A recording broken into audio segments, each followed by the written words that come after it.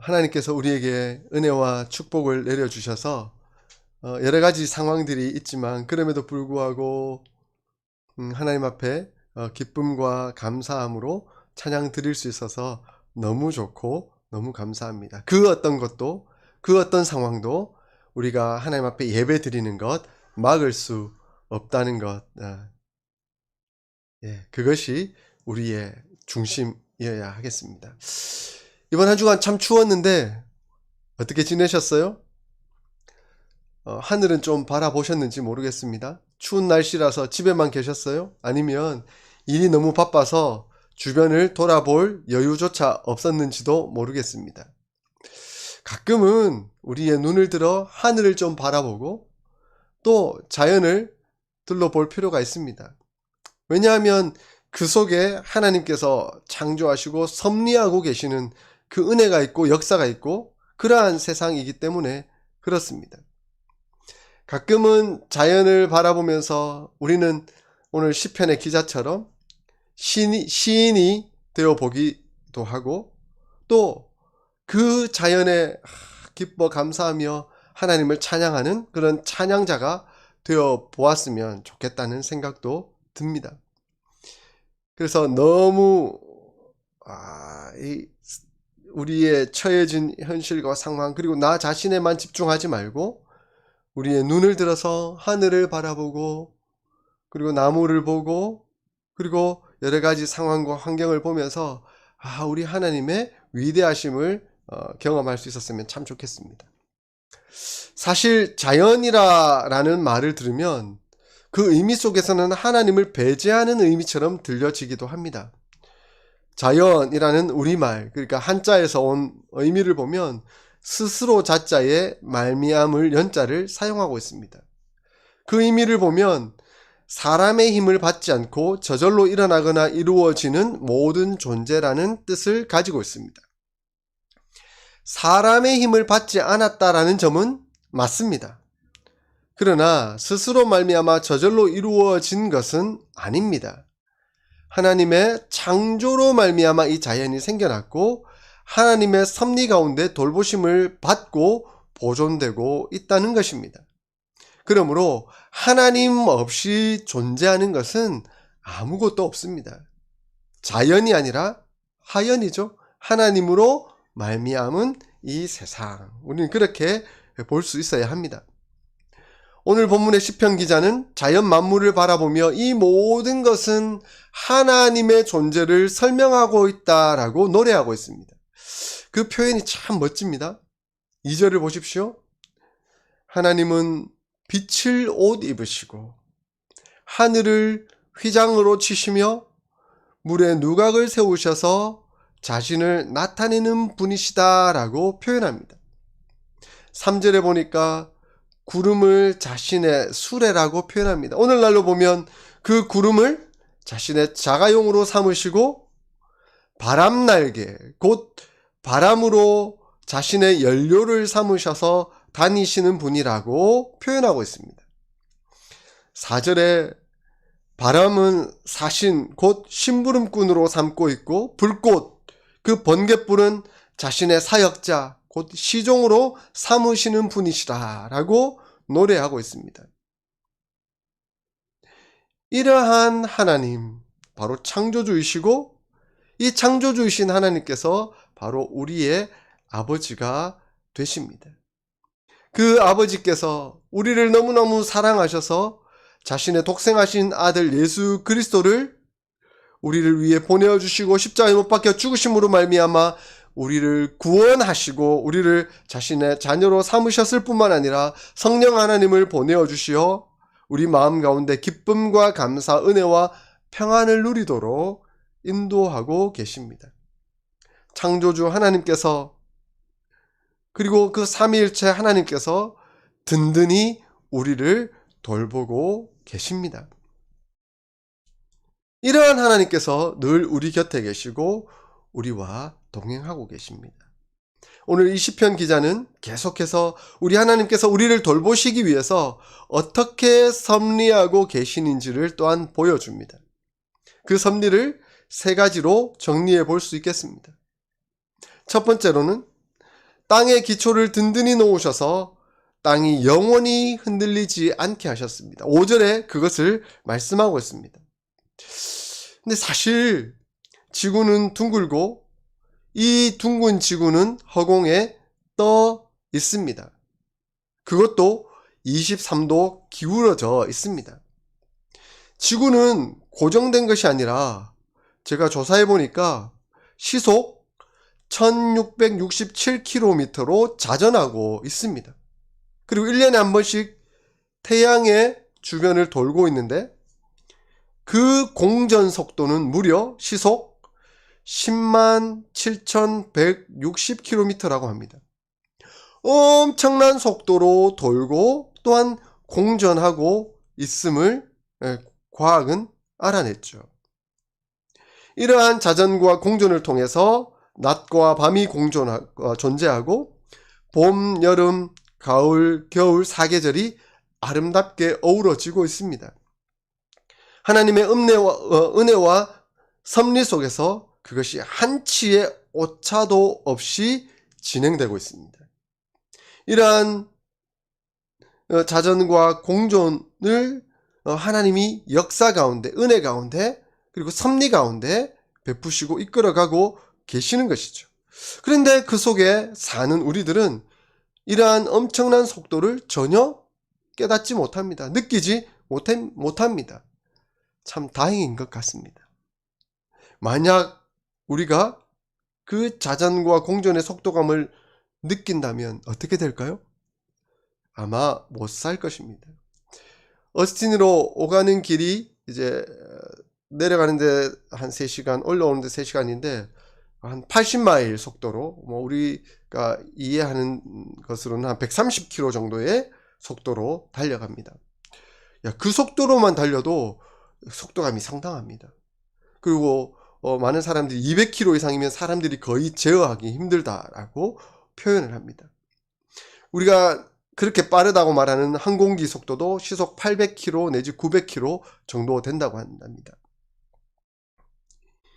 이러한 속도를 느낀다면 우리는 전혀 살아갈 수가 없게 됩니다. 그리고 그 기울기나 회전 속도에서 조금만 이상이 생겨도 지구는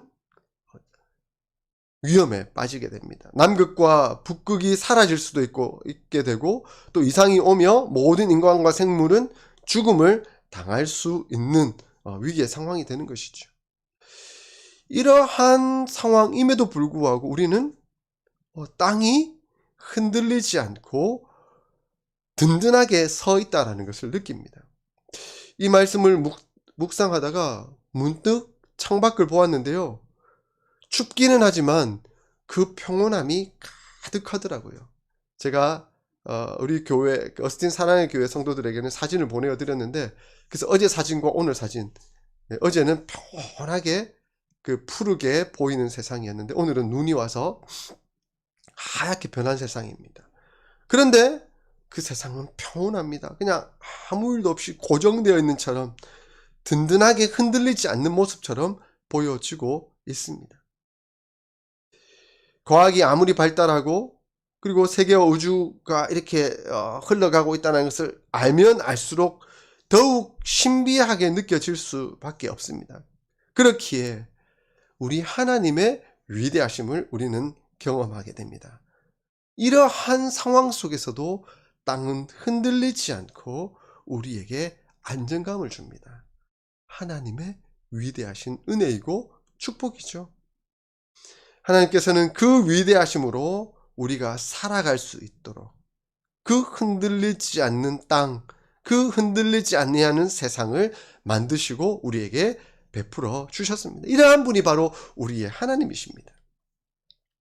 두 번째로는 물의 경계를 정하셔서 넘지 못하게 하시고 물이 되돌아와서 땅을 덮지 못하게 하셨다라고 9절에 말씀하고 있습니다. 물의 경계는 매우 중요합니다. 이 물의 경계를 넘었던 사건이 있었습니다. 기억하시죠? 바로 노아의 홍수입니다. 그 홍수는 모두의 죽음을 의미했습니다. 그러나 그 경계를 넘었던 물들이 이제는 경계를 넘지 않고 제자리로 돌아가 증발해서 구름을 이루어내고 비를 내어 내리도록 하고 있습니다. 그 비는 정해진 통로, 곧 강을 따라 흘러 바다로 흘러 들어갑니다. 그 물이 바로 대지를 적시고 생명의 원천이 되고 있습니다. 이 얼마나 큰 하나님의 섭리이고 하나님의 은혜입니까? 오늘날에도 노아의 홍수 정도는 아니라도 물이 그 경계를 벗어났을 때 얼마나 큰 재앙이 이루어지고 있는지 하는 것을 경험하게 됩니다. 여러분 뉴스를 통해서 보았던 것처럼 2004년도 동남아를 덮친 쓰나미가 있었습니다. 지진으로 말미암은 그 쓰나미가 인도네시아를 비롯하여 태국, 스리랑카, 인도 등에게 거대한 피해를 입혔고 수십만 명의 사람이 희생되었습니다. 물의 무서움을 보여주는 사건이었습니다. 물이 그 경계를 조금이라도 벗어나면 얼마나 큰 일이 일어나는지 그 쓰나미나 홍수를 통해서 우리는 깨닫게 됩니다. 자연 앞에서 우리는 얼마나 나약한 존재인지, 연약한 존재인지 깨달으면 깨달을수록 우리 하나님은 얼마나 크고 위대한 분이신지 느끼게 됩니다. 그것을 고백하게 되는 것이죠. 하나님은 섭리하심으로 물의 경계를 만드시고 수목이 자라게 하시며 그 물로 가축과 사람들을 돌보고 계십니다. 우리 하나님께서는 얼마나 섬세하신지 그 은혜를 우리에게 베풀어 주고 계십니다. 또한 시편 기자는 주님은 들짐승들이 뜯을 풀이 자라게 하시고 사람들이 밭가리로 채소를 얻게 하시며 땅에서 먹을 것을 얻게 하셨다라고 14절에 고백하고 있습니다.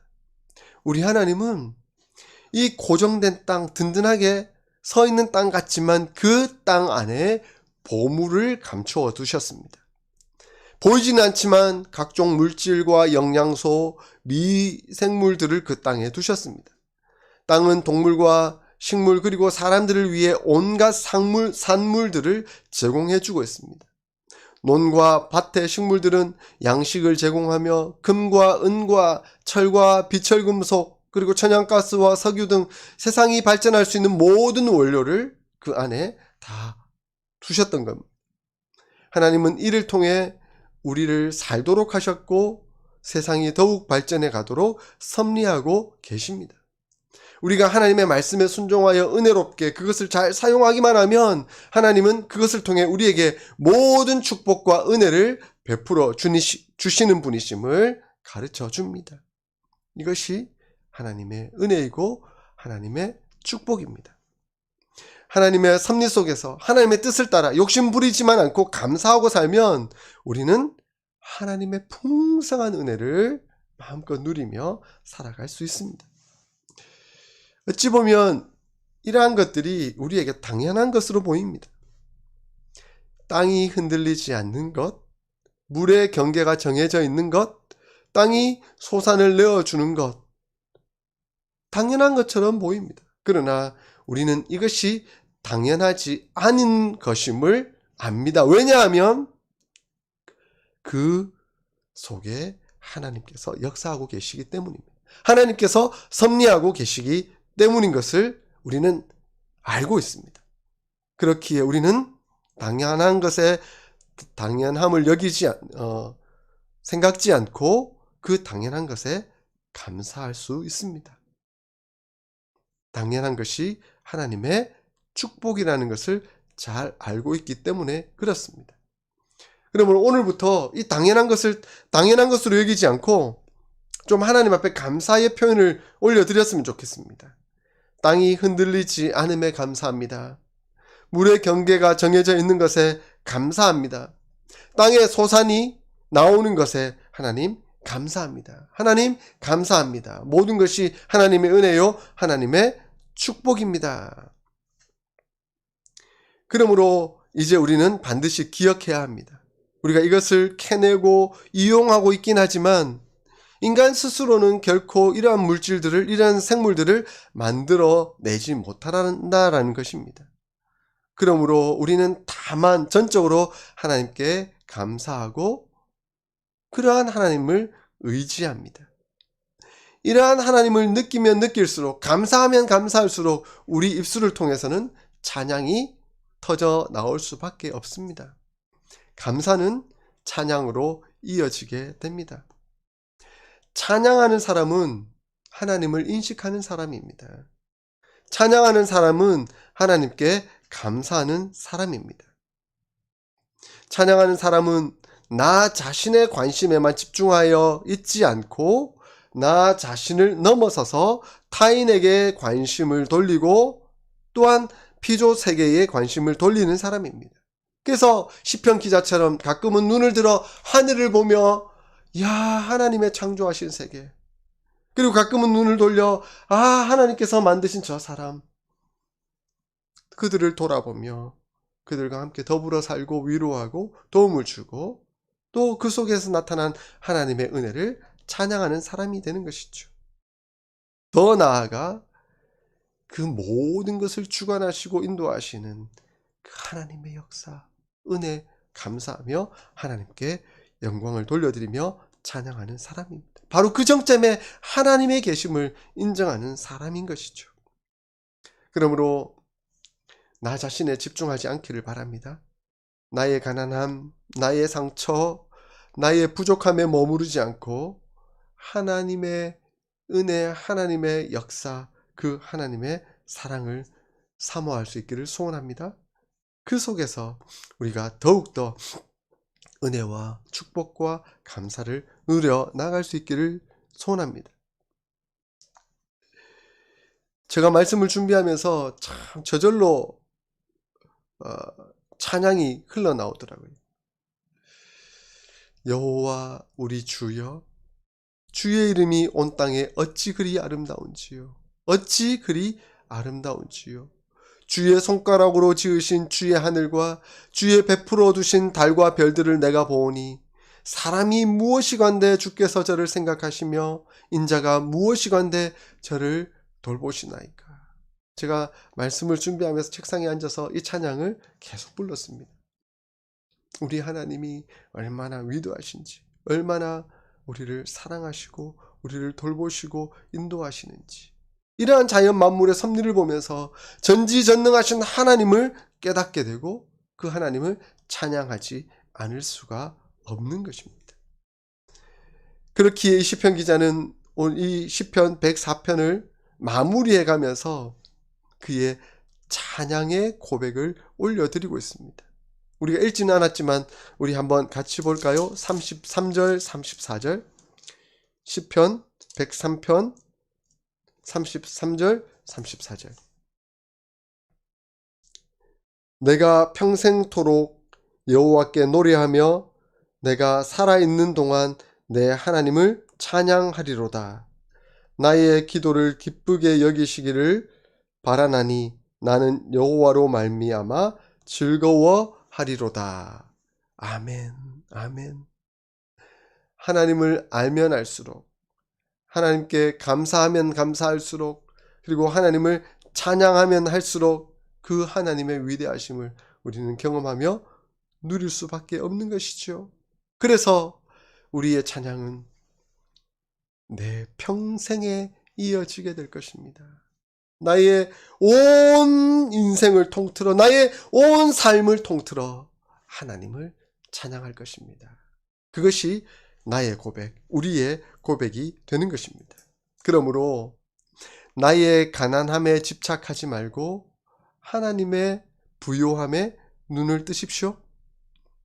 나는 나 자신을 자꾸 바라보면 볼수록 연약하고 부족하고 가난하고 상처받고 고통하는 그런 연약한 모습을 볼 수밖에 없지만, 그러나 그 하나님의 부요하심, 하나님의 위대하심을 보면 볼수록 우리는 그 하나님의 자녀가 되었고 그 하나님이 모든 것을 베풀어 주시고 인도하여 주신다라는 그 믿음과 고백 때문에 감사하고 넉넉히 세상의 그 연약함들을 이겨 나갈 수가 있게 되는 것입니다. 사랑하는 성도 여러분, 하나님의 통치하심을 의지하십시오. 하나님의 부요하심을 인정하십시오. 그리고 그분께 감사하며 찬양 올려드리십시오. 그러면 우리는 진정한 자유인이 됩니다. 그 하나님이 우리의 든든한 백 되어 주시고 우리의 하나님 되어 주시기에 결코 사람을 두려워하거나 환경을 두려워하지 않게 되는 것이죠. 강하고 담대할 수 있는 것입니다. 자유하게 되는 것입니다. 진리를 알지니 진리가 너희를 자유케 하리라 하신 그 고백을 우리가 올려드릴 수가 있게 되는 것입니다. 이 말씀을 준비하면서 우리 주 예수님께서도 이 자연 환경을 바라보면서 그 시적인 가르침을 우리에게 가르쳐 주셨던 내용들을 기억해 보게 되었습니다. 마태복음 6장 26절부터 34절까지 말씀입니다. 우리 같이 한번 찾아볼까요? 신약성경 8페이지 마태복음 6장 26절에서 34절. 조금 긴 본문이긴 하지만 이 본문을 차근차근 읽으면서 우리 마음에 새겼으면 좋겠습니다. 시편 기자의 마음, 그 마음을 예수님도 동일하게 표현하고 계시는 것이죠.